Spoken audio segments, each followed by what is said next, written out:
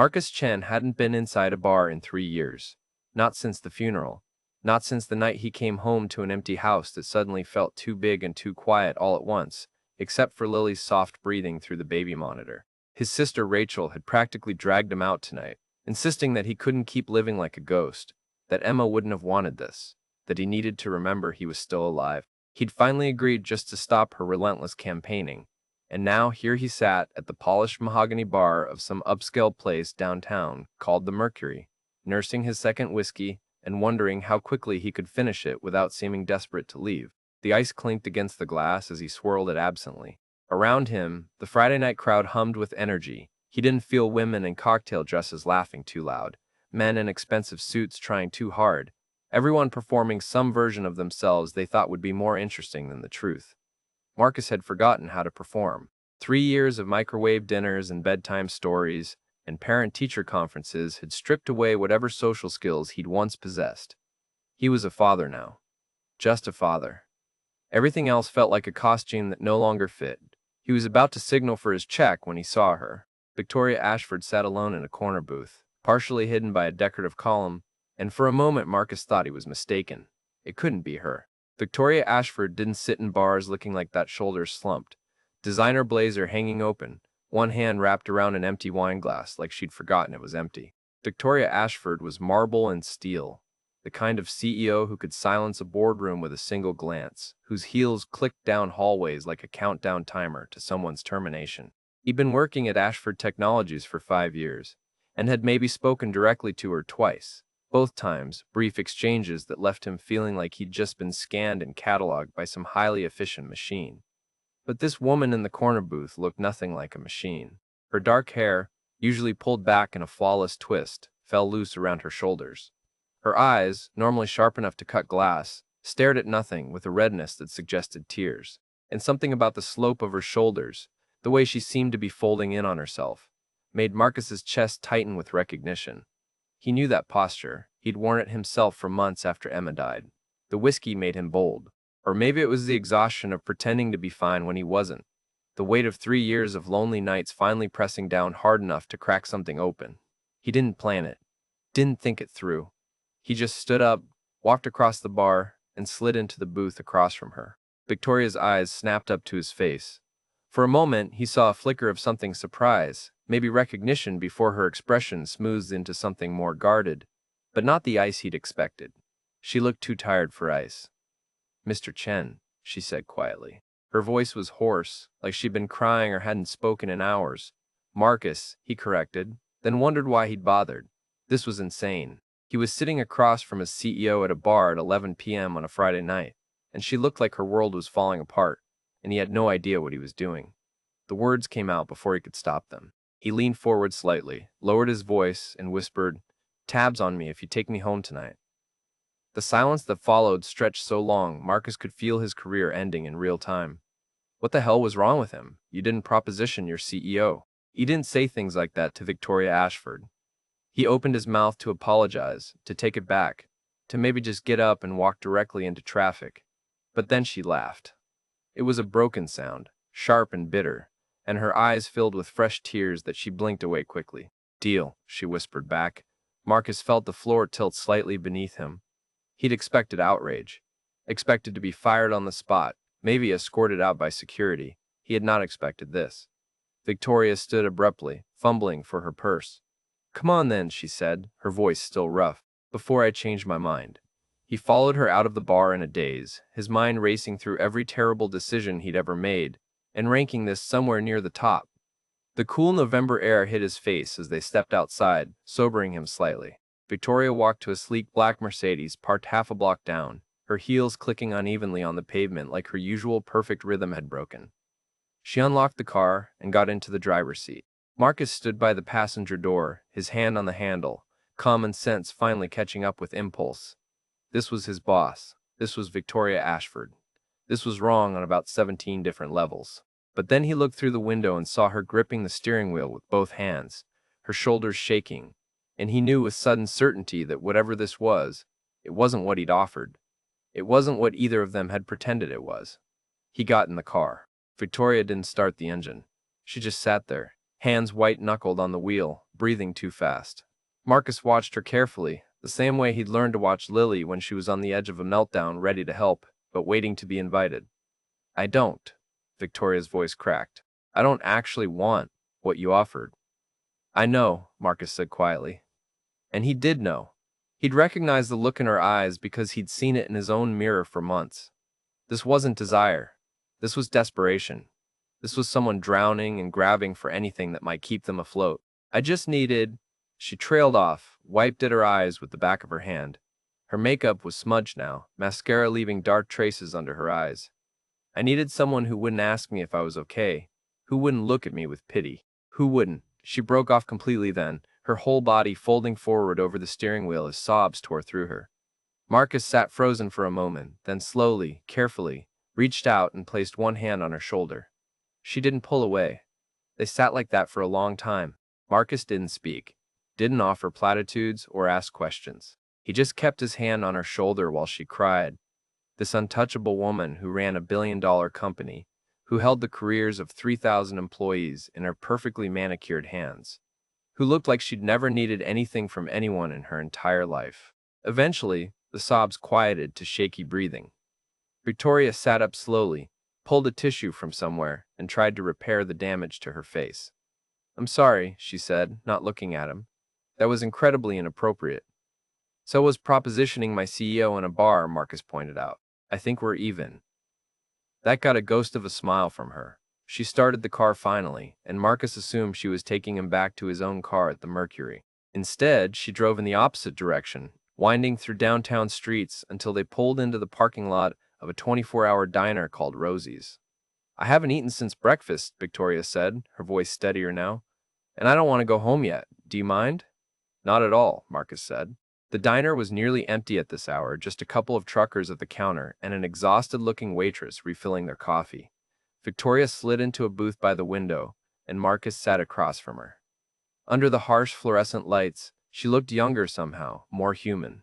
Without the armor of her office and her reputation, she was just a woman who'd been crying in her car. They ordered coffee and pineapple for him, cherry for her, and sat in silence for a while. The waitress brought their order and disappeared back to the counter. Victoria wrapped both hands around her coffee mug like she was trying to absorb its warmth. Tomorrow is the 10th anniversary, she said suddenly, staring down into the black coffee. 10 years since I lost my daughter.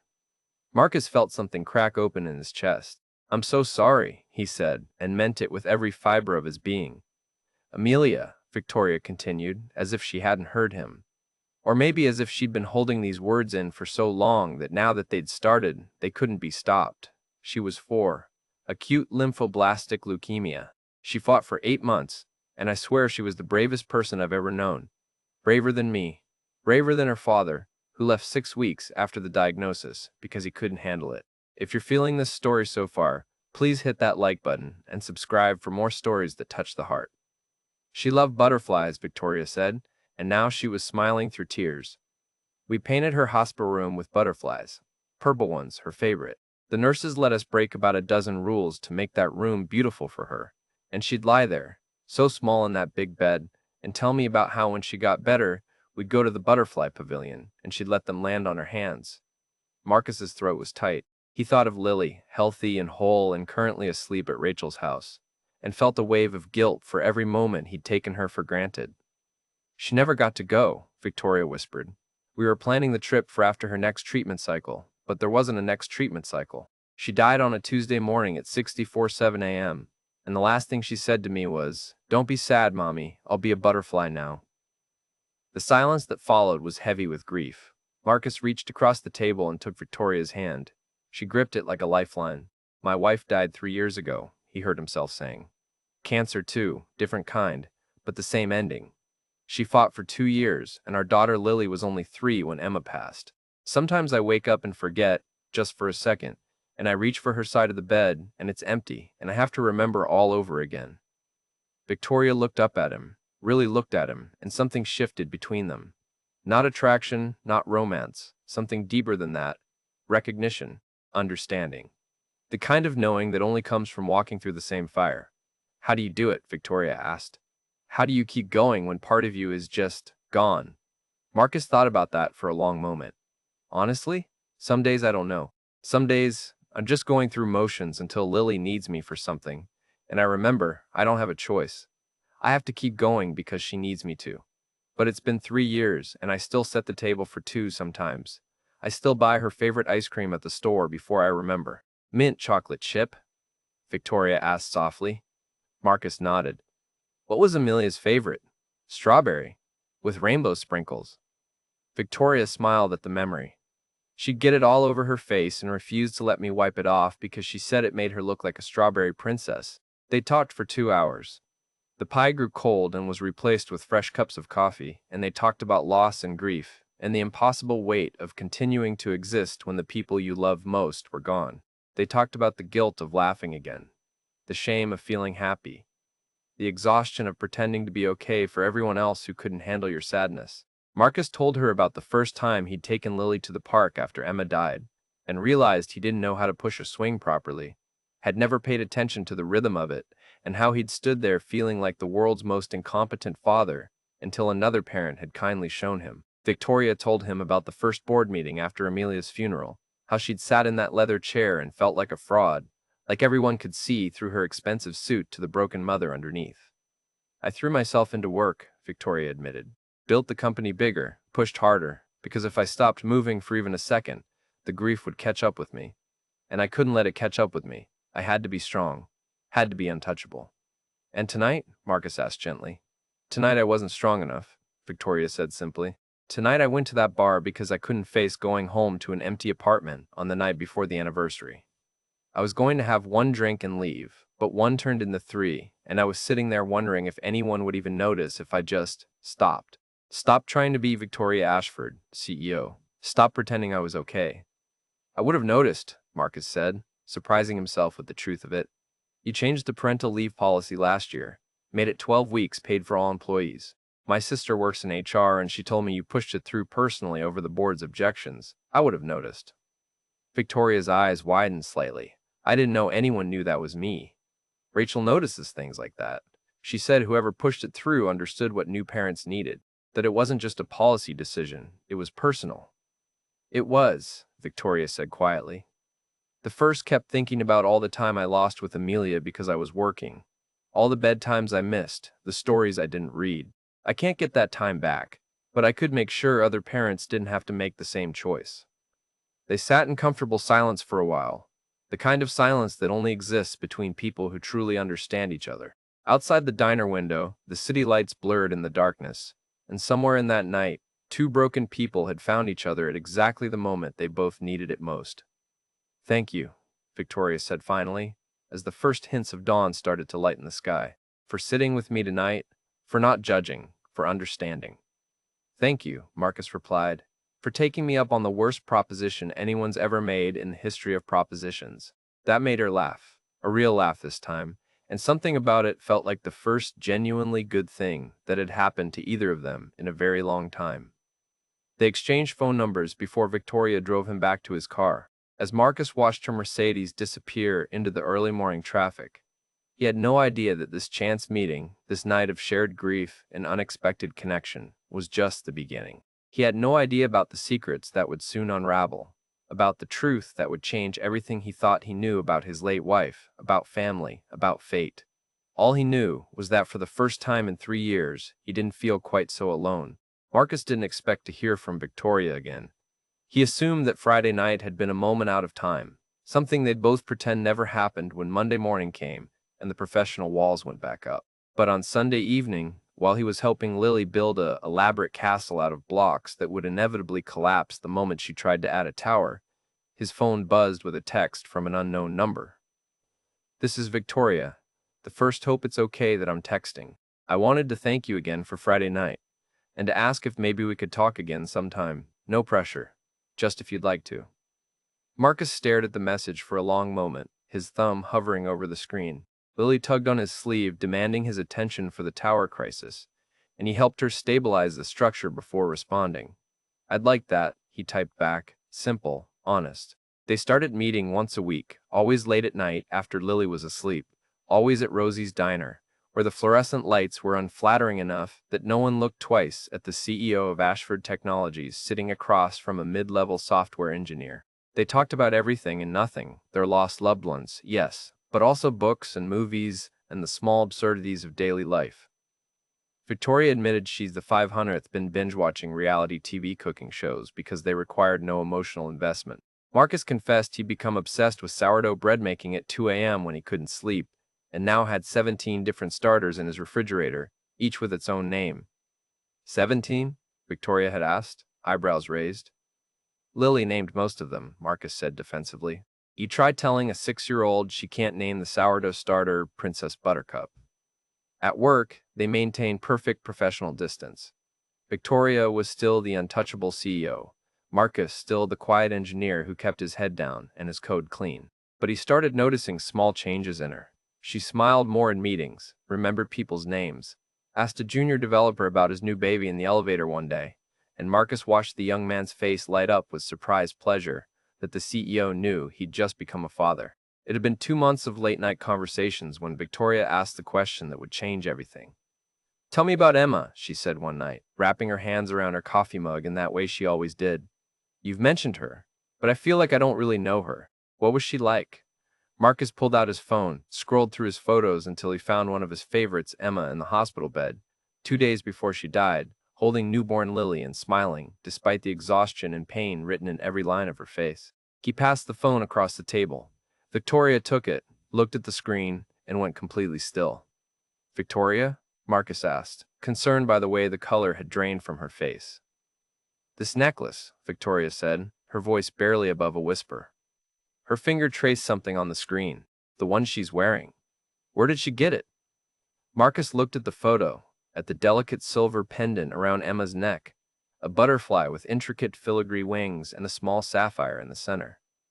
"It was her mother's," he said. "One of the only things she had from her. Emma's mom died when she was young, and she was raised by her grandmother. That necklace was really important to her. She wore it every day." Victoria's hand went to her own throat, to the pendant that hung there beneath her silk blouse. With trembling fingers, she pulled it out, and Marcus felt his stomach drop. It was identical.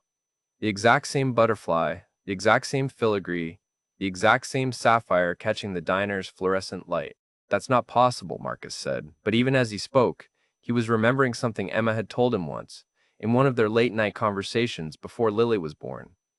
Something about her mother having another daughter from a previous relationship, a half-sister she'd never known, never met. He'd asked about it once, but Emma had seemed uncomfortable with the topic, said her grandmother never wanted to discuss it, that some doors were better left closed. "What was Emma's full name?" Victoria asked, and her voice sounded strange, tight with something that might have been hope or fear, or both. "Emma Catherine Rodriguez," Marcus said. "Her mother was Sarah Rodriguez." "Why? Victoria, what's going on?" Victoria pulled her wallet from her purse with shaking hands, extracted a worn photograph from one of the sleeves, and slid it across the table. The woman in the picture was young, maybe 25, with dark hair and warm eyes and a smile that looked hauntingly familiar. She was wearing the butterfly necklace. "Sarah Rodriguez," Victoria whispered. "My mother. She died when I was 7, car accident. Before she died, she told me I had a little sister somewhere, from a relationship after my father left, but before she met my stepfather. She said she'd had to give the baby up, that she was too young and too poor, and it was the right thing to do, but that she never stopped thinking about her, never stopped loving her." The world tilted sideways. Marcus gripped the edge of the table, his mind racing through implications he couldn't quite process. "You're saying Emma was my half-sister," Victoria finished. "The sister I never got to meet. The one I spent years searching for." The silence that followed was deafening. Through the diner window, Marcus could see the city lights blurring through sudden tears he didn't remember starting to cry. "After Amelia died," Victoria continued, her own voice thick with emotion, "I felt so alone, like I had no one left in the world who was truly mine. So I hired a private investigator to find her, to find my sister. It took him 8 months, but he finally traced her. Emma Catherine Rodriguez, adopted at birth by Maria Rodriguez, raised in Phoenix, moved to Seattle for college, married Marcus Chen, had a daughter named Lily." Marcus couldn't breathe, couldn't think. "You knew?" he managed. "I found out 2 years ago," Victoria said, and now tears were streaming down her face. But the investigator also told me she'd died. 6 months before I found her. I was too late. I'd spent my whole life not knowing I had a sister, and by the time I found her, she was already gone. Why didn't you tell me? Marcus asked, and he didn't know if he was angry or heartbroken or both. Because I didn't know how, Victoria said. How do you approach a grieving widower and tell him you're his dead wife's sister? The sister she never knew existed. I thought you'd think I was crazy or lying or trying to take something from you. So I did the only thing I could think of. I took the CEO position at your company. It was the only way I could be close to the last connection I had to my sister. Even if it was just seeing you in the hallways, knowing you'd loved her, it was something. Marcus thought back over the past 2 years, to when Victoria had first arrived as CEO. He'd been so deep in grief then that he'd barely noticed the leadership change. But now, looking back, he remembered small things.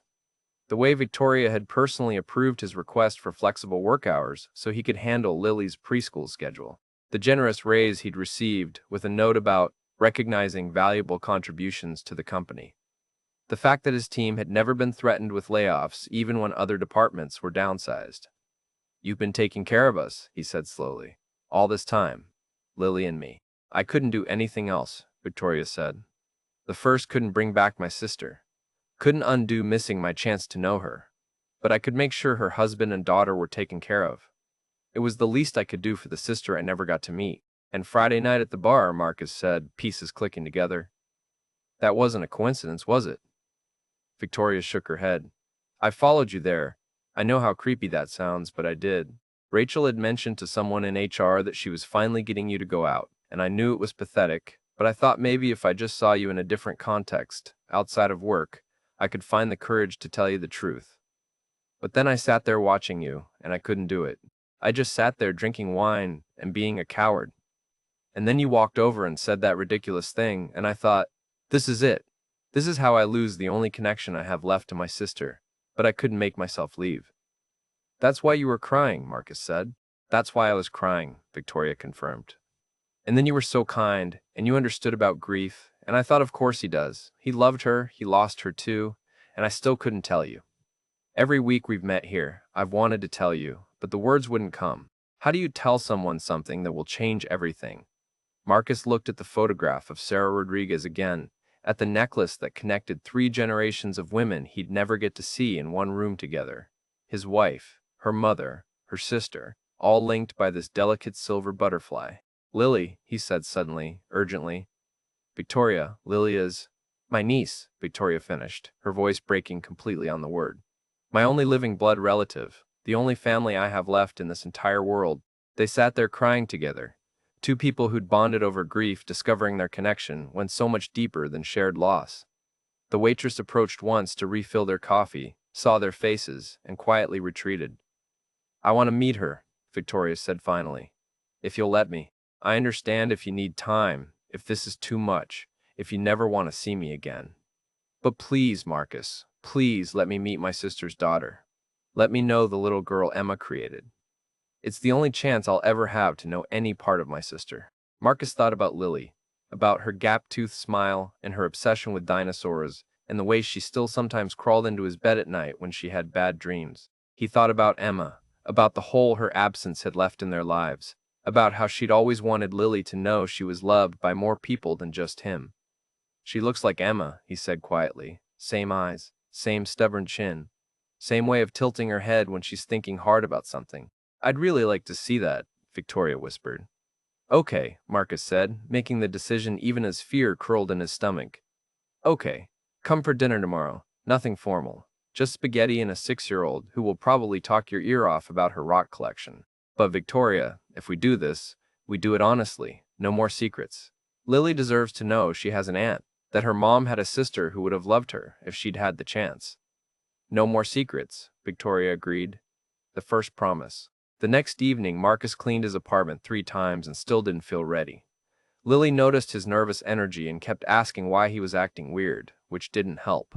He told her that morning that someone special was coming to dinner, someone who knew her mommy a long time ago, and Lily had nodded solemnly in that way she had, understanding more than her 6 years should require. The knock came at exactly 6:30. Marcus opened the door to find Victoria standing there looking more nervous than he'd ever seen her, Even more than that first night at the bar, she was wearing jeans and a soft sweater instead of her usual power suits, and she held a wrapped present in her hands. I didn't know what 6-year-olds like, she said apologetically. The woman at the toy store said this was popular, but if it's not appropriate. Come in, Marcus said gently, stepping aside. Victoria entered the small apartment, her eyes moving over the space, the toys scattered across the floor, the drawings taped to the refrigerator, the photographs on every surface of a happy family that used to be 3 and was now 2. And then Lily came running from her bedroom, skidding to a stop in the hallway when she saw they had company. She looked up at Victoria with Emma's eyes brown and curious and warm. Hi, Lily said. Are you Daddy's friend? I am, Victoria said, kneeling down to Lily's level. My name is Victoria. Your daddy and I have been talking a lot lately about people we miss very much. Like my mommy, Lily said matter-of-factly. Daddy says she's in heaven, but she still loves me very much. She does, Victoria said, her voice catching. She loved you more than anything in the whole world. Lily tilted her head, studying Victoria with that intense focus children have.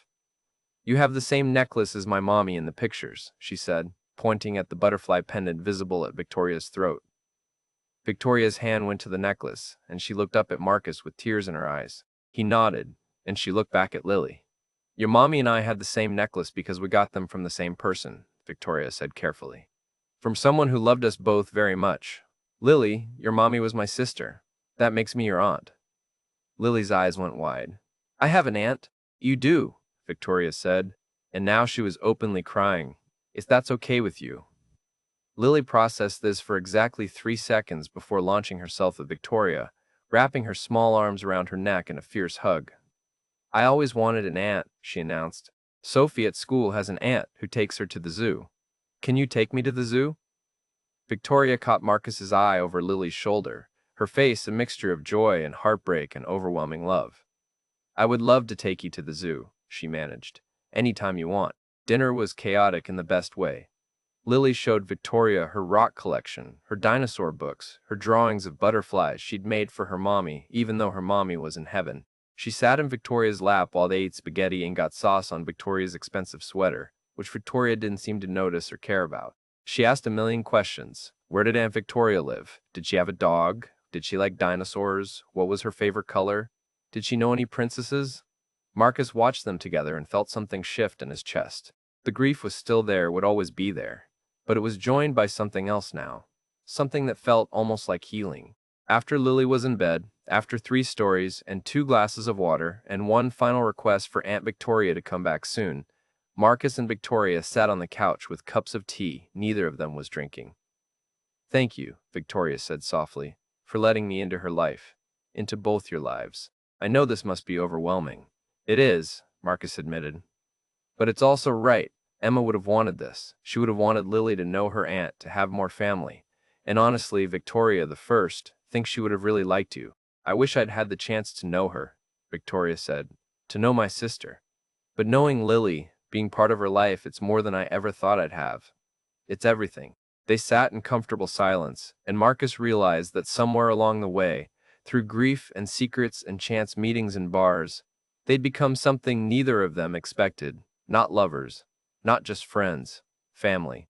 3 months later, on a bright Saturday afternoon, Lily's 7th birthday party filled Victoria's garden with laughter and chaos. 20 children ran screaming through the butterfly garden Victoria had planted, especially for this day, chasing each other around the purple flowers that Amelia had loved. A banner stretched between 2 trees read, "Happy Birthday, Lily," in letters Lily herself had helped paint. Marcus and Victoria stood together on the patio, watching Lily blow out her candles while her friends cheered. The little girl's face was lit with joy, and when she looked up and saw her father and her aunt watching her, her smile got even bigger. Make a wish, sweetheart, Marcus called. Lily closed her eyes tight, her face scrunched in concentration, and blew out all 7 candles in one breath. When she opened her eyes, she looked directly at Victoria. The first wish that Aunt Victoria never has to be sad anymore, she announced loudly. Because 6-year-olds don't understand the concept of wishes being secret. Because she's part of our family now, and families don't let each other be sad. Victoria pressed her hand to her mouth, tears streaming down her face, but she was smiling. Marcus put his arm around her shoulders, and she leaned into him, and they stood there like that. Two people who'd found each other in the darkness and built something beautiful from their broken pieces. She's so much like Emma, Victoria whispered. That heart? That fierce love? Yeah, Marcus agreed. She is.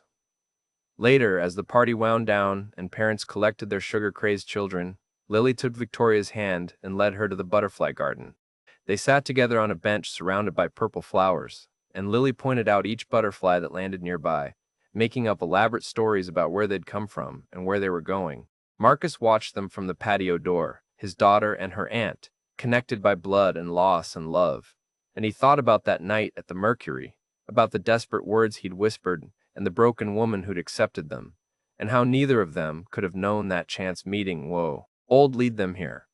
Sometimes the love that saves us isn't romantic. Sometimes it's the aunt you never knew you had and the niece you thought you'd lost your chance to meet. Sometimes it's two grieving people finding each other at exactly the right moment and building something new from the ruins of what they'd lost. Sometimes family isn't just who you're born to. Sometimes it's who finds you in the dark and helps you remember what light looks like. The sun set over Victoria's garden, painting the sky in shades of purple and gold, and somewhere in that light, Marcus could almost feel Emma smiling. The sister and the wife who'd never met in life had brought together the people they loved most, had created a family from loss and loneliness, and late-night conversations in a diner that served terrible coffee and perfect pie. And that, Marcus thought, as he watched Lily lean her head on Victoria's shoulder while they counted butterflies together, was the most beautiful thing that had ever grown from something broken.